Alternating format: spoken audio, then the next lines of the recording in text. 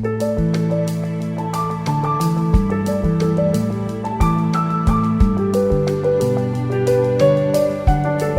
order to answer this question, first I'll explain what a float property does.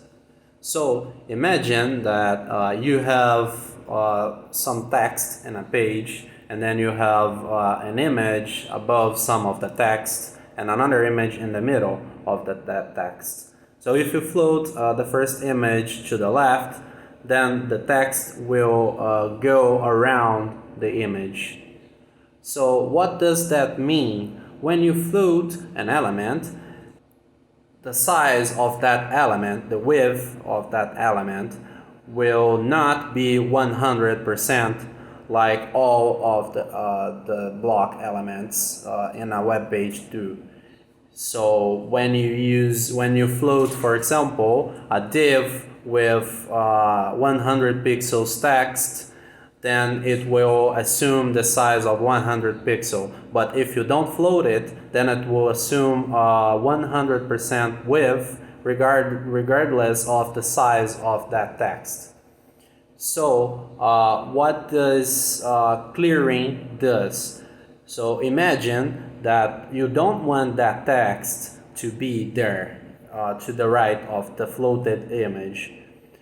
So you can simply give that text a property of clear on the both of the sizes, or the left size or the right size. If you do that, then it doesn't allow any float elements to be beside that element that has the clear property. So there are some techniques that we can use to do that. Because what happens if you have one div with multiple floated elements and you need to give that div a background color, for example, then you will see that the parent div won't have the size of the floated elements because it doesn't know the size of the floated element. So in order to solve this issue, we have to use clearing. So I will mention 3 examples of clearing floats here. So the first one is to create an empty div with the property clear both to the size of the floated element. If you do that, then the parent div will know the size of that floated element, and all of the following elements will be below that div.